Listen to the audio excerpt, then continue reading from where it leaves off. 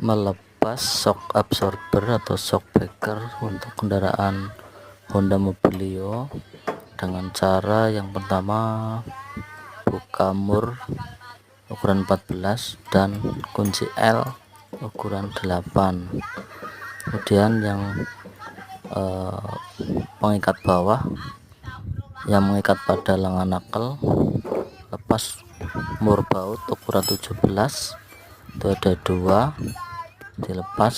Untuk posisi kepala bautnya diposisikan di posisi depan, jangan lupa untuk pemasangannya, dan jangan lupa untuk melepas mur pengikat, link stabilizer, dan baut pengikat selang fleksibel untuk rem depan. Terima kasih, selamat mencoba. Silakan.